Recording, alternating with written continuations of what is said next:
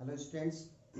पिछले वीडियो में अपन ने एक बहुत ही महत्वपूर्ण टॉपिक पढ़ा था जिसका नाम था परपरागण की विधियाँ।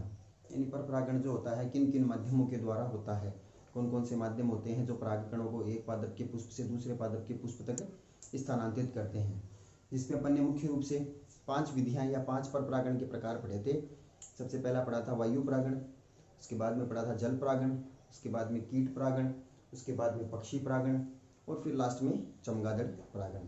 जल परागण के 2 प्रकार और किए थे अपन ने, अधोजल परागण और अधिजल परागण। सबके अपन ने उदाहरण किए थे और अच्छे अच्छे क्वेश्चन किस प्रकार से बन रहे थे वो मैंने आपको बताए थे कि संभावना ये रहती है कि इसके अंदर क्वेश्चन पूछा जाता है अनुकूलन से संबंधित कि वायु परागित पुष्पों के परागकणों की या वर्तिकाग्र की क्या विशेषता होती है, जल परागित परागकण जो होते हैं या पुष्प जो होते हैं उनकी क्या विशेषता होती है। तो यहाँ से तो अच्छा क्वेश्चन एक वो वाला बनता है कि सभी जलीय पादपों में जल परागण की क्रिया नहीं होती। अपवाद स्वरूप मैंने आपको कुछ पादपों के नाम बताए थे, उनमें वायु और कीट परागण भी होता है। इसके अलावा कीट परागण के अंदर पोलन किट वाला अच्छा क्वेश्चन बताया था आपको मैंने कि कीट परागित पुष्पों के परागकणों की क्या विशेषता होती है, पोलन किट वाली विशेषता होती है, पुष्पों की क्या विशेषता होती है, पुष्प आकर्षित होते हैं, गंध युक्त होते हैं, चमकीले होते हैं, ये सभी अपन ने किए थे। इसके बाद में अपन ने किया था पक्षी परागण। तो पक्षी परागण के भी अंदर भी अपन ने विशेषताएं की थी। पक्षी परागित पुष्पों की क्या विशेषताएं होती है, पुष्प बड़े आकर्षक और मकरंद युक्त होते हैं। इसके अलावा कुंभाकार है, प्यालेनुमा है, नलिकाकार है, यह विभिन्न पादपों में उदाहरण से अपन ने किया था। फिर चमगादड़ परागण किया था कि कुछ पादप ऐसे होते हैं जिनके पुष्प रात्रि के समय पर खिलते हैं, उनमें चमगादड़ के द्वारा परागण होता है। तो कुल मिलाकर के अपन ने पिछला जो टॉपिक किया था वो काफ़ी इंपॉर्टेंट टॉपिक था बोर्ड के एग्जाम के अकॉर्डिंग अपन बात करते हैं। तो आज अपन अगला टॉपिक अपन लेने जा रहे हैं, उसका नाम है असंगतता या अनिश्चितता। टॉपिक का नाम है अपना असंगतता ऑब्लिक अनिश्चितता। क्या होता है देखो, इस टॉपिक को आज अपन इस वीडियो में पूरा करेंगे। असंगतता या अनिश्चितता। देखो असंग जनन क्या होता है, ये चैप्टर नंबर 1 में आपको थोड़ा सा मैंने बताया था। अगले चौथे चैप्टर के अंदर असंग जनन को पूरा डिटेल से अपन पढ़ेंगे। अनिश्चितता का वर्ड जो मीनिंग है, इसका मतलब आपको इस नाम से पता चल रहा है कि निषेचन नहीं हो पाना।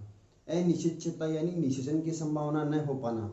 तो अनिश्चितता या असंगतता का मीनिंग ये निकल गया है कि जब पूर्णतया कार्यक्षम नर युग्मक और पूर्णतया कार्यक्षम मादा युग्मकों के बीच निषेचन की विफलता या असफलता को अपन असंगतता या अनिश्चितता कहते हैं। ये तो अपनी किताब की परिभाषा दी हुई है। क्या परिभाषा?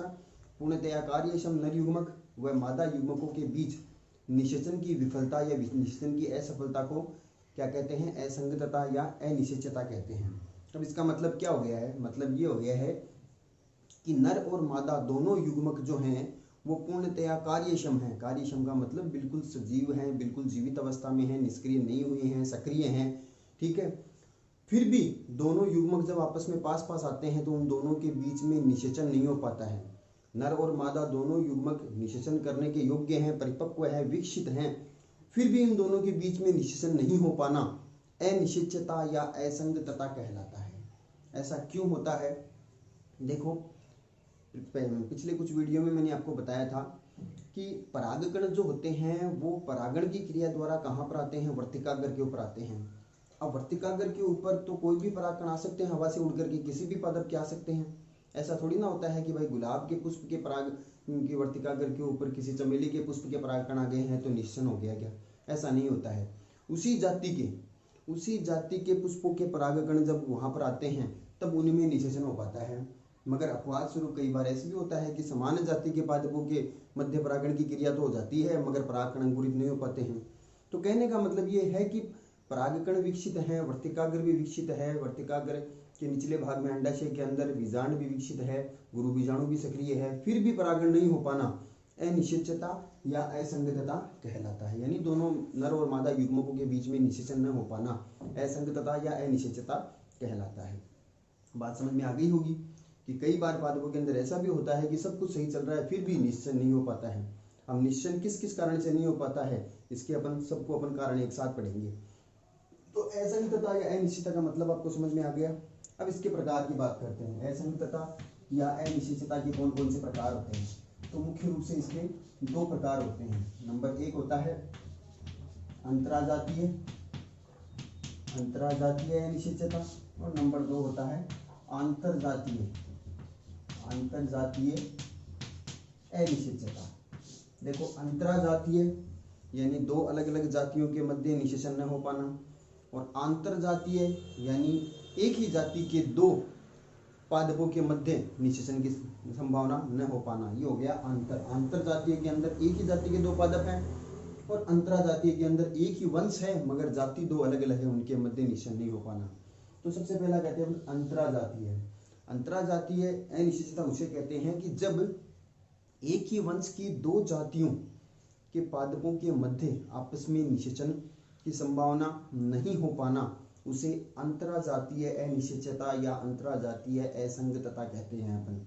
जैसे इसमें एग्जाम्पल अपन कर सकते हैं, जैसे ब्रेसिका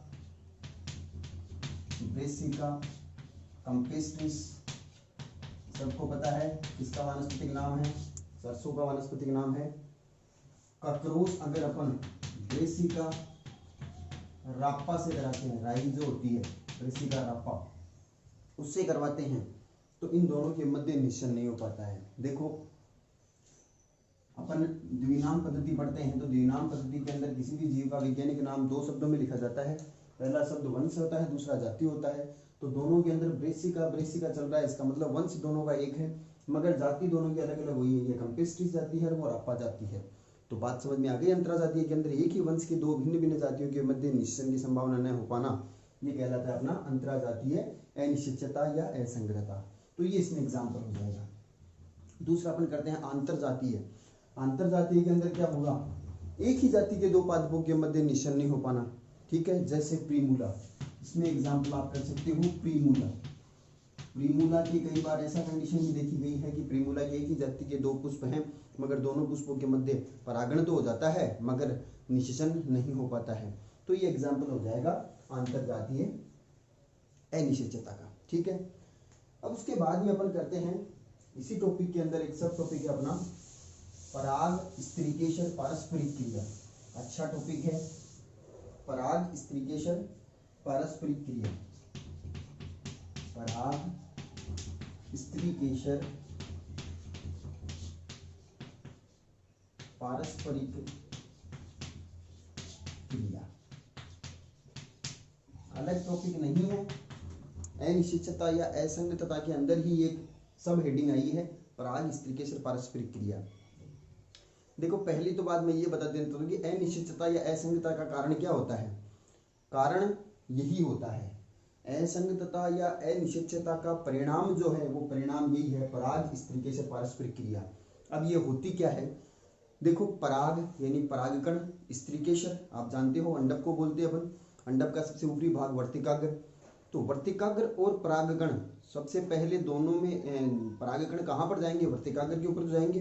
तो कांटेक्ट में कौन आए, संपर्क में कौन आए, परागकण और वर्तिकाग्र दोनों के दोनों संपर्क में आए हैं।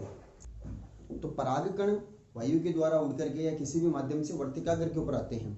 अब वर्तिकाग्र क्या करती है, उन परागकणों को पहचानने का काम करती है कि ये परागकण उसी जाति के हैं क्या या फिर अन्य जाति के हैं तो भी निषेचन करने के योग्य है क्या। यानी वर्तिकाग्र के द्वारा उचित परागकणों को पहचानने का काम किया जाता है। योग्य परागकणों को तो ये अनुमति देती है कि परागकण अंकुरित होंगे, परागनली बनेगी, परागनली बीजांड के अंदर प्रवेश करके भ्रूणकोश के अंदर पहुंचेगी, और अयोग्य परागकण जो होते हैं उनको निषेचन करने से रोक दिया जाता है। तो वर्तिकाग्र और परागकणों के मध्य एक ऐसी क्रिया होती है जिससे ये डिसाइड होता है कि दोनों के मध्य यानी परागकण और भ्रूणकोश के मध्य बीजांड बोल सकते हैं, गुरु बीजाणु बोल सकते हैं, यानी नर और मादा युग्मकों के मध्य निषेचन होगा या नहीं होगा उसका डिसाइड कौन करती है, ये क्रिया करती है पराग स्त्रीकेशर पारस्परिक क्रिया। पराग स्त्रीकेशर का मतलब अंडक। तो अंडक की वर्तिकाग्र के ऊपर जब परागकण आते हैं तो यहाँ पर कुछ इन दोनों के मध्य ऐसी क्रिया होती है जो आगे का काम डिसाइड करती है कि ये परागकण अंकुरित होंगे अंकुरित होकर के पराग नली बनेगी। ये पराग नली वर्तिका से होते हैं अंडाशय में, अंडाशय से बीजांड में, बीजांड से मादा युग्मकोद्भिद या भ्रूणकोश में प्रवेश करेगी। तो इन दोनों के मध्य क्रिया जो होती है वो परिणाम है किसका? असंगतता या अनिश्चितता का। यहाँ पर ही पता लगता है कि अनिश्चितता होगी या नहीं होगी। तो इन दोनों के मध्य जो क्रिया होती है वो क्रियाएं कार्यकीय क्रियाएं होती है या भौतिक क्रियाएं भी बोल सकते हैं इनको। ये क्रियाएं जो होती है इन दोनों के मध्य, ये बीजाणुद्भिद कहते हैं अपन इसको, अपन ये अंडक जो होता है अंडक को बीजाणुद्भिद प्रावस्था के अंदर माना जाता है, और परागकण जो होते हैं वो नर युग्मक है तो ये युग्मकोद्भिद प्रावस्था के अंदर माने जाते हैं। तो नर युग्मकोद्भिद और मादा बीजाणुद्भिद, युग्मकोद्भिद और बीजाणुद्भिद दोनों के अंदर पाए जाने वाले जीन्स जो होते हैं वो जीन्स कुछ इस प्रकार की प्रोटीन्स का निर्माण करते हैं कि वो प्रोटीन जो होती है वो पहचानने का काम करती है। वर्तिकाग्र से बनाए जाने वाली प्रोटीन और परागकणों से बनाई जाने वाली प्रोटीन आपस में मैच हो जाती है तो ये परागकण आगे के लिए आगे अंकुरित होते हैं और निषेचन की क्रिया में भाग लेते हैं। और यहाँ पर अगर ये अयोग्य हो जाते हैं, सुयोग्य परागकण को तो अनुमति मिल जाती है, अयोग्य हैं तब इनको आगे अनुमति नहीं मिलती है निषेचन के लिए। तो ये क्रिया जीन्स के बहुयुग्म विकल्पियों के द्वारा नियंत्रित की जाती है। ये जीन्स किसके हो सकते हैं? ये जीन्स परागकणों के भी हो सकते हैं, ये जीन्स जो होते हैं वर्तिकाग्र के भी हो सकते हैं। जब ये इस क्रिया का निर्धारण परागकणों के द्वारा किया जाता है तो इसे अपन युग्मकोद्भिद अनिश्चितता कहते हैं, और जब ये क्रिया स्त्रीकेशर या अंडक या वर्तिकाग्र के द्वारा किया जाता है तो इसे बीजाणुद्भिद अनिश्चितता कहते हैं। ठीक है, तो यहाँ पर ये क्रिया जो होती है ये महत्वपूर्ण क्रिया होती है, पराग स्त्रीकेशर पारस्परिक क्रिया, जिसके अंदर परागकण और वर्तिकाग्र दोनों पास पास में आने के बाद में यहाँ पर निर्धारण होता है किस चीज का, कि ये परागकण अंकुरित होंगे क्या या नहीं होंगे। अगर अंकुरित हो गए हैं तो पराग नली बनेगी या नहीं बनेगी, पराग नली बन भी गई है तो उसकी वृद्धि होगी या नहीं होगी, वृद्धि हो गई है तो ये अंडाशय में सही जगह पर प्रवेश करेगी या नहीं करेगी। इस चीज का निर्धारण पराग स्त्रीकेशर पारस्परिक क्रिया के मध्य होता है। दोनों के मध्य कुछ क्रियाएं होती है जो इनके मध्य पाए जाने वाले जीन्स के बहुयुग्म विकल्पियों के द्वारा निर्धारित होती है। ठीक है, अब अपन तो अनिश्चितता पढ़ रहे हैं, अपन तो ये बात पढ़ रहे हैं कि भाई अनिश्चितता का कारण ये है पराग स्त्रीकेशर पारस्परिक क्रिया, इसका मतलब निषेचन न होना, यानी यहाँ पर वर्तिकाग्र रिजेक्ट कर देगी, इन परागकणों को रिजेक्ट कर देगी, ये परागकण अंकुरित नहीं हो पाएंगे या अंकुरण हो गए तो आगे का कोई काम रुक जाएगा, यानी निषेचन नहीं हो पाएगा। तो अनिश्चितता हो गई है तो अनिश्चितता का क्या क्या परिणाम हो सकते हैं, यानी निषेचन नहीं हो पाना, उसके ऐसा नहीं है कि सीधा ही परागकण अंकुरित नहीं हुए हैं, क्या परागकण अंकुरित भी हो गए हैं तो आगे के बहुत सारे काम है वो कहीं ना कहीं जाकर के रुकावट पैदा हो जाना। तो अनिश्चितता का क्या क्या कारण हो सकता है, क्या क्या परिणाम हो सकते हैं, उनकी अपन बात करते हैं। तो देखो, अगर पराग स्त्रीकेशर पारस्परिक क्रिया के द्वारा परागकणों में निषेचन, परागकण नर युग्मक और मादा युग्मकों के मध्य निषेचन नहीं होना है तो कौन कौन से परिणाम हो सकते हैं। अगर निषेचन नहीं होना है तो फिर क्या क्या रिजल्ट अपने सामने आते हैं। तो अनिश्चितता के परिणाम बोल दो या पराग स्त्रीकेशर पारस्परिक क्रिया के परिणाम बोल दो, बात एक ही है क्योंकि अनिश्चितता का कारण यही है। तो कौन कौन से परिणाम हो सकते हैं अनिश्चितता के परिणाम में? नंबर एक परिणाम जो आता है वो आता है परागकणों का अंकुरण न हो पाना, परागकणों का अंकुरण न होना। सीधा सीधा पहला काम यही कर दिया जाता है कि वर्तिकाग्र के ऊपर परागकण आ तो गए हैं मगर ये परागकण जो होते हैं वो यहाँ पर अंकुरित ही नहीं हो पाएंगे, अंकुरित नहीं होंगे तो परागनली नहीं बनेगी, अंकुरित नहीं हुए तो परागनली नहीं बनेगी, परागनली नहीं बनी है तो आगे के सभी काम रुक गए हैं। नर युग्मक कैसे बनेंगे, नर युग्मक बन भी गए हैं तो किसके द्वारा, परागनली के द्वारा ही तो वो अंडाशय के अंदर जाते हैं। तो अंकुरण ही नहीं हो पाना अनिश्चितता का पहला परिणाम हो गया है। अब उसके बाद में दूसरा, मान लिया अंकुरण हो गया तो आगे का काम क्या हो सकता है, अंकुरण हो गया मगर आगे का परिणाम ये हो सकता है कि पराग नली की वृद्धि न होना। अंकुरण हो गया है यानी परागकणों में अंकुरण हो गया है, यहाँ पर अंकुरण के पश्चात पराग नली थोड़ी सी बन भी गई है मगर आगे वृद्धि नहीं हो पा रही है। पराग नली बन तो गई है मगर आगे की वृद्धि नहीं हो पा रही है, यानी पूर्ण रूप से वृद्धि नहीं हो पा रही, थोड़ी सी बनी है और यहीं पर आकर के रुक गई है। तो आगे वृद्धि नहीं होगी तो मार्ग कौन प्रदान करेगा, नर युग्मकों को जाने के लिए।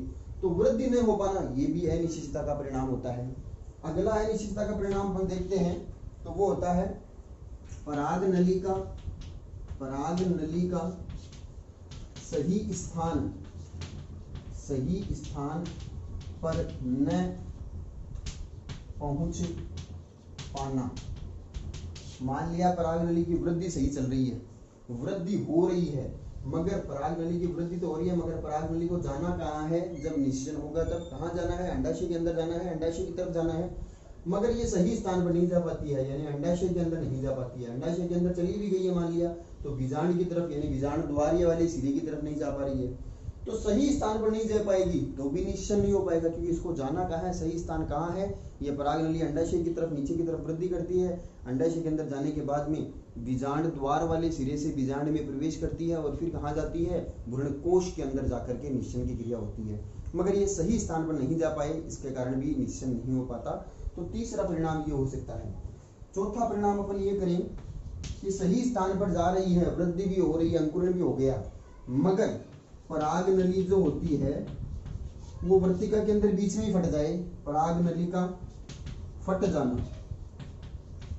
सब कुछ काम सही चल रहा है, मगर पराग नली वर्तिका के अंदर आई, वृद्धि हो रही है, मगर अचानक से ही बीच के अंदर से ये फट गई है, पराग नली बीच में फट गई है, तो फिर तो रास्ता अवरुद्ध हो गया है ना। जो नर युग्मक यहाँ पर बने वो नर युग्मक आगे कैसे जाएंगे? ये रास्ता बंद हो गया है। तो पराग नली अगर वर्तिका के अंदर बीच में ही फट जाती है तो भी निषेचन नहीं हो पाता है। तो अनिश्चितता का परिणाम एक ये भी हो सकता है। और पांचवा परिणाम अपन अनिश्चितता का करते हैं कि सब कुछ ये भी सही चल रहा है तो केंद्रकों का संलयन न हो पाना, केंद्रकों का संलयन न हो पाना। अब केंद्रकों का संलयन का मतलब कि सब कुछ सही चल रहा है, अंकुरण भी हुआ है, पराग नली की वृद्धि भी सही हुई है, सही स्थान पर भी जा रहा है, फटी भी नहीं है, सब कुछ काम सही चल रहा है, नर युग्मक यानी दोनों एगुणित केंद्रक भी बने हैं। अब ये केंद्रक अंदर जाकर के किससे निषेचन करेंगे? अंडकोशिका से, और बीच में जो द्वितीय केंद्रक होता है भ्रूणकोश में उससे निषेचन करेंगे। तो केंद्रकों का संलयन नहीं हो पाता है। इसमें पाए जाने वाला केंद्रक जो है, नर युग्मक जो है, वो अंडकोशिका से जाकर के संलयित नहीं होगा, यानी उससे जाकर के जुड़ेगा नहीं, और दूसरा केंद्रक जो द्वितीय कोशिका के अंदर जाता है वो भी नहीं जा पाएगा। तो एंड वाला काम, लास्ट वाला काम वही तो इम्पोर्टेंट है कि केंद्रकों का संलयन होता है, तभी तो अपन निषेचन बोलते हैं। वो वाला काम नहीं हो पाए तो भी अनिश्चितता होती है। ये अपना टॉपिक पूरा होता है। छोटा सा टॉपिक था, कोई छोटा क्वेश्चन इसमें से पूछा जा सकता है। ये टॉपिक अपना पूरा किया है अपन ने कि अनिश्चितता या असंगतता क्या होती है, परिभाषा की है, इसके दो प्रकार किए हैं, दोनों प्रकार के अपन ने उदाहरण किए हैं। फिर पराग स्त्री से पारस्परिक क्रिया, यही परिणाम है, यही कारण है किसका? अनिश्चितता का, जिसमें वर्तिकाग्र और परागकणों के द्वारा किस प्रकार से अनिश्चितता का कारण बनते हैं, इसके बारे में अपन ने डिस्कशन किया है। फिर अनिश्चितता के परिणाम कौन कौन से हो सकते हैं। अगर अनिश्चितता हो गई है तो इनमें कोई सा भी एक कारण बन जाए, कोई सा भी एक परिणाम आ जाए तो अनिश्चितता या असंगतता हो जाती है। क्लियर? ये आज का अपन टॉपिक पूरा करते हैं। इसके साथ में अपना इस चैप्टर का जो पहला पोर्शन था ना, 3 पोर्शन में डिवाइड था ये चैप्टर, परागण, निषेचन और भ्रूणकोश का परिवर्धन। तो ये परागण वाला जो पोर्शन है, इस भाग जो है इस चैप्टर का, वो पूरा होता है। अगले वीडियो के अंदर अपन निषेचन के बारे में पढ़ेंगे, दूसरा पोर्शन आ जाएगा इस चैप्टर का। ठीक है, तो ये आज का टॉपिक अपना क्लियर होता है। अगले वीडियो में निषेचन को लेकर के पढ़ेंगे अपन। Thank you.